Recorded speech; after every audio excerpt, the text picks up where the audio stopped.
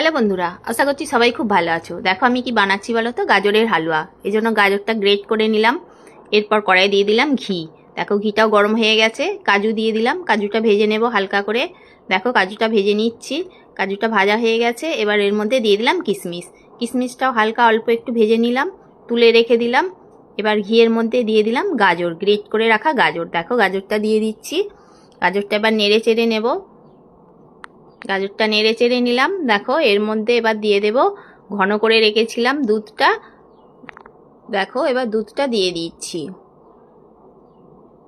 দুধটা দিয়ে দিলাম। এবার দেখো ভালো করে নেড়ে চেড়ে নিচ্ছি। এবার দিয়ে দিলাম এর মধ্যে চিনি।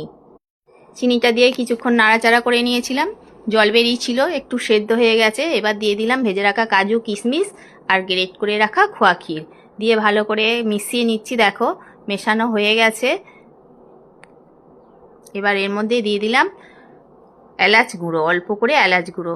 হয়ে গেছে এটা আমার। এবার নামিয়ে নিলাম। এবার ওপর থেকে ছড়িয়ে দিলাম ভেজে রাখা কাজু, কিশমিশ আর একটু খোয়া ক্ষীর। দেখো কত সুন্দর দেখতে লাগছে। কে কে ভালোবাসো বলো তোমরা গাজরের হালুয়া খেতে? দেখো দারুণ লাগছে কিন্তু দেখতে, খেতেও কিন্তু দারুণ হয়েছিল। ওকে টাটা, সবাই ভালো থেকো।